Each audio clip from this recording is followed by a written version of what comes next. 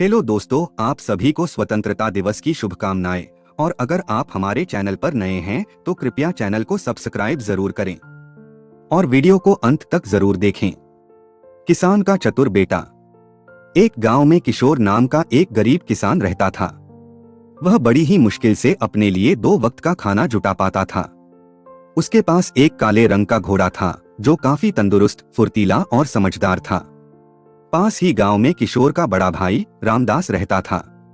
उसके पास कई घोड़ों का अस्तबल था, लेकिन फिर भी वह किशोर से जलता था क्योंकि किशोर के घोड़े जैसा एक भी घोड़ा उसके पास नहीं था। एक दिन किशोर अपने घोड़े पर चढ़कर अपने बड़े भाई रामदास से मिलने निकला। रामदास के पास पहुंचकर उसने कहा, बड़े भैया, मेरे घर से काफी दूर एक खेत है जहां पर मैं काम करता हूं, लेकिन मैं हर रोज इस घोड़े के साथ नहीं जा सकता। अगर आप मेरी एक छोटी सी सहायता करो तो आप इस घोड़े को करीब 1 महीने तक अपने पास रख लो। 1 महीने के बाद मैं खुद इस घोड़े को यहाँ से ले जाऊंगा। यह सुनकर रामदास मन ही मन बहुत खुश हुआ क्योंकि उसने सोचा कि उसके पास किशोर की घोड़े जैसा एक भी घोड़ा नहीं है। वह इस मौके का फायदा उठाना चाहता था।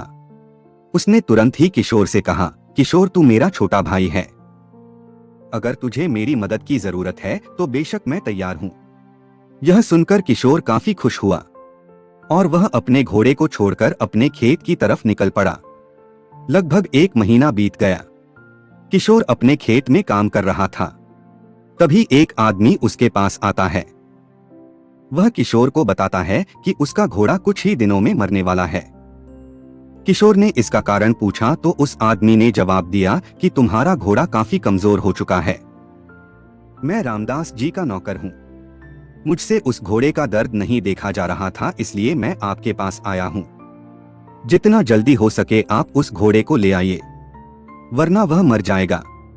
और हाँ, सेठ जी से यह मत कहना कि मैंने आपको घोड़े के बारे में बताया है। इसकी बजाय आप यह कहना कि आपकी दृष्टि दूरदर्शी है, आप दूर हो रही घटनाओं को भी देख सकते हैं। किशोर कहता है, ठीक है, मैं आपके बारे में उनसे कुछ नहीं कहूंगा और जो आपने बताया है वही कहूंगा। और वह तुरंत अपने बड़े भाई रामदास के पास गया। बड़े भैया, यह आपने सही नहीं किया। मैंने अपने घोड़े को आपके भरोसे छोड़ा था और आपने उसकी यह दुर्दशा कर दी। क्या हुआ छोटे, क्या बात कर रहा है? और तू तो कुछ समय बाद आने वाला था, फिर अचानक यहाँ? किशोर ने घोड़े के बारे में सारी बातें रामदास से कहीं। रामदास मन ही मन सोचने लगा कि इसे यह सब कैसे पता चल गया। कुछ देर बाद किशोर ने झिझकते हुए कहा कि मुझे यह सब इसलिए पता है कि मैं एक दूरदर्शी हूँ। दूर होने वाली घटनाओं को मैं कहीं भी खड़े होकर देख सकता हूँ। यह सुनकर रामदास को थोड़ा अजीब लगता है। किशोर रामदास से कहता है कि अगर उसने इन गलतियों को नहीं सुधारा तो वह राजा साहब के पास जाएगा। यह सुनकर रामदास के पैरों तले जमीन खिसक जाती है। वह तुरंत गलतियों को दबाने की कोशिश करते हुए कहता है कि अब मैं क्या करूं? तुम्हें अब क्या चाहिए? किशोर कहता है कि मेरे घोड़े का खाने पीने का और साथ ही अलग से 5 घोड़े देने का इंतजाम कर दीजिए। रामदास के पास कोई और रास्ता नहीं था।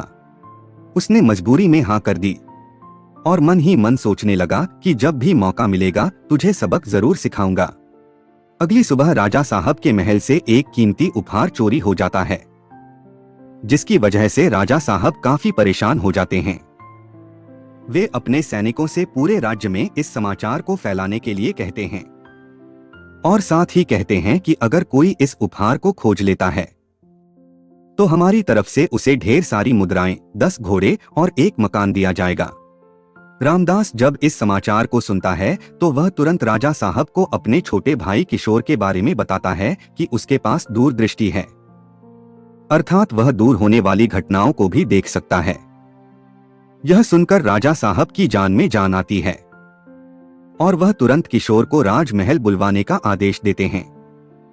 किशोर को राजमहल ले जाया जाता है, लेकिन अभी तक किशोर को इसके बारे में बिल्कुल भी भनक नहीं होती है।